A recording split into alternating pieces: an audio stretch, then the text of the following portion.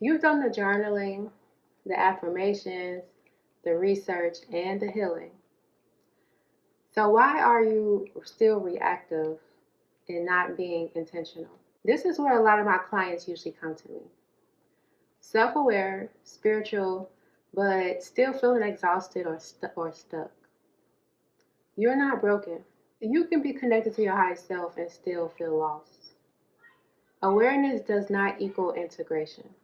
Your higher self may see clearly, but if your nervous system is still in survival, your body overrides that vision.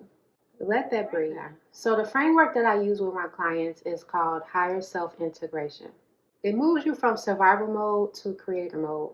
And as I stated in the beginning, you can still be highly spiritual, aware, and even have some type of insight or enlightenment, and still be stuck in survival mode or still be living in survival mode.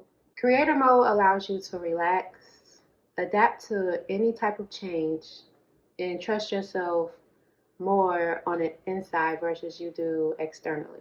It integrates the physical, mental, emotional, spiritual, and social parts of you. This isn't just mindset, it's a whole person recalibration. You go from survival to creator, reactive to intentional, fragmented to integrated. Let's talk about the physical. The physical integration is your foundation. Just like they say the body is a temple, this is your foundation because you need your body to operate. You need your physical to be balanced and working properly so you can move properly and intentionally. You cannot create intentionally from a body that feels unsafe.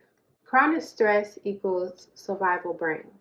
High cortisol equals imagination and long-term vision shutdown. Have you ever found yourself trying to visualize something or think of something or trying to even manifest through visualization and you find yourself coming up blank or you find yourself not being able to visualize it clearly? A lot of times this is because of high cortisol levels. One thing a lot of people don't know or forget is that the gut and the brain is connected. So, keeping your gut healthy and keeping your brain healthy is key to being able to create things into your physical reality. Stress affects clarity. In order for you to even be able to gain clarity, whether it's from within or just things that you sense, you have to be able to keep your stress levels low or just be able to handle stress when it decides to come your way. In my previous video, I talked about the physical self. So, an action that I would tell you to take to start off is one grounding food shift. Shifting yourself away from one food that could be damaging to your body or just creates more stress or doesn't release stress, such as foods with sugar in it, or things that are not good for your digestive system or your brain health in general. Another one would be nervous system reset. Getting into breathing and meditating, understanding what it does and how it helps you on a daily basis. This is the physical layer of higher self integration. Phase two would be the mental and emotional integration. This is your whole identity, how you view yourself. Not how others view you, but how you view yourself. Who you are, who you feel that you align with the best. Your reality isn't created by who you want. It's created by who you believe you are, your current frequency. With clients, the block is rarely goals, it's identity. Seeing yourself for truly who you are, who you align with, who you are trying to become. Here's some questions that you should ask yourself in order to align with with your identity or to see if you feel comfortable with who you are currently or who you are trying to become. What should you reflect on to increase your frequency or completely shift your identity? Where do I feel powerless? What survival identity am I operating from? Who am I without that story? This is when this is for my people who are still holding on to that survival identity, even after healing, even after identifying who they are. A lot of times we like to stick with familiarity or a process or a person that we can easily predict or that we're just comfortable with. But when we are becoming someone that aligns with us, that's more healthier, that's less stressful, and just more at peace, then it requires you to let go of that narrative that you believe that you have to hold on to. It's very normal to step into the past or think about the past, but that doesn't mean that you have to live there or stay there. This is the mental and emotional layer of higher self integration. Phase three will be spiritual and social integration. This is where you learn how to set boundaries and say no. No to whatever is not for you or that does not align with you. This phase also ties into balancing your masculine and feminine energy. A lot of people get masculine and feminine energy very, very, very, very misconstrued. But we're not talking about that on this video. Only thing I will say, a lot of times you will hear people say, oh, she's operating, and it's because of social conditioning. You will hear people say, oh, she's operating her masculine or he's operating his feminine. No, a healthy person will operate in both. And it's not dealing with actual gender, male and female. It's an energy. And each energy has its own characteristics. Every time you override yourself, you fragment your power. Every time you say yes when you really want to say no, you fragment your power. This can look like people pleasing, over explaining, seeking validation, or obsessing over other people's opinions, or even how they live their life. Here's a short visualization that you can do. It's easy, you can keep it simple and natural as possible. Close your eyes for a moment. Think about a situation where you gave your power away. Now imagine calling your energy back. Think about how you reacted, how you adapted to it. Now imagine calling your energy back. See it returning into your solar plexus, your center of power. Feel it grounding back into your body. And it's better to do this in a calm, quiet place. This isn't mystical. It's retraining your brain to stop outsourcing your power. And I did learn, or I did see a video from one guy, and I love the way he put it, put emotions, or the definition of emotions. He said emotions are just feelings from the soul. So every time you feel something, that's your natural feeling. That's a feeling that you should actually address and actually feel through. And this comes from being able, this will help you be able to feel grounded and be back in your body and maintain your energy, or as some people say, protect your energy. Part of integration is learning to adapt, not absorb. You can be intuitive without absorbing everything.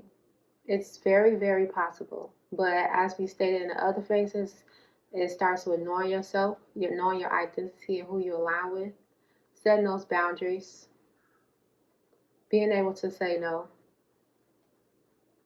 being able to feel your emotions and bring that energy back to you and release what was not for you. You can be empathetic without abandoning yourself. You can feel energy without letting it control you. If it doesn't align with who you are becoming, you don't take it on. And that's something that you should remember. I see so many people that feel like they have to be isolated or be alone or can't be around people for too long because they feel like their energy is, they have to re-energize, or what is it? I forgot what it's called, but they have to recalibrate, is what I'm going to say. They have to recalibrate or bring their energy back to them in order to feel okay. But a lot of times it's because you're still absorbing too much of other people's energy. It's because you're looking too much into other people's lives, or and not accepting people for who they are. A lot of times when I be around people, I'm friendly, I'm social, I laugh. I usually like to be around people who like to laugh and have fun. So that's one thing too. Not people who like to take life too serious or debate about everything. So maybe that might help as well. But Being around people who align with your soul or who aligns with your frequency helps you out so much, because instead of you feeling like your energy is being taken away from you, if anything is being protected by each other. It should be a natural frequency. It should be an equal frequency between whoever you are around. Now, in big groups of people, that's very different, because there's so many different frequencies and different personalities in people. But even with that, when you are balanced, then you are able to use your discernment. You are able to not absorb everything, and you are able to still be okay and protect your own energy and be to yourself. And of course, it takes practice, but it's very possible. A boundary is the distance at which I can love you and myself simultaneously. That's integration, that's balance, and that's power. This is what higher self integration looks like in real life. And before I can even talk about any integration or transformation, of course, I tried it on myself, or of course, I got myself together before I can teach it or enlighten others. So keep that in mind. Reclaiming your power isn't one big moment. It's a daily practice of nourishing the body that helps you with your physical, observing your thoughts that will help you with your mental, feeling the feelings without drowning that will help you with your emotional, calling back energy, that's your spiritual, and that's practicing your spiritual self, protecting your peace, that's your social environment, who you choose to socialize with and how you choose to socialize. And food for thought, also learning body language and nonverbal body language goes a long way too. Discernment is one thing, but body language and nonverbal body language can go very far when you are highly sensitive, or someone who doesn't want to be isolated, or who's a chosen one, or who is just highly spiritual. This is how you move from survival mode to creator mode. This is how you create a balance within yourself. This is the difference between knowing your higher self and actually embodying it. We talked about it, now it's time to embody it. When your system is integrated, your nervous system shifts out of chronic stress and heavy on chronic stress. Of course, you're going to still experience some type of stress. It's very natural, but that also just goes back to the environment you're around, the people you're around. But sometimes, I know, depending on your circumstances, you can't help it.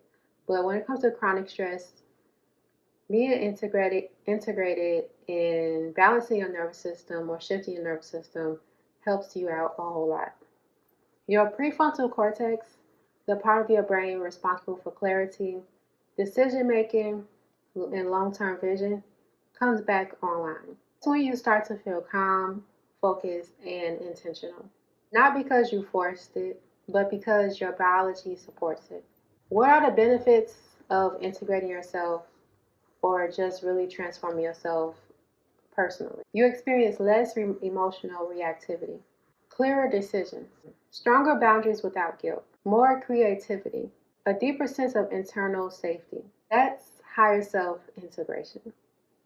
Now, being integrated doesn't mean that I don't feel off sometimes. It means I know how to return to myself instead of searching for answers outside of me. Which layer feels like your biggest gap right now? Physical, mental, or social? If you are self aware and fully ready to embody the shift, this is the integration work I guide my private clients through. Make sure to watch my latest video on shadow work and the physical self. If you are not ready 101 to be helped 101 or to transform 101, then I will hope my videos help you. The videos are posted below. Like this video if it resonated with you, or if you loved it, or you got any type of enlightenment or info out of it. Thank you for watching. Bye.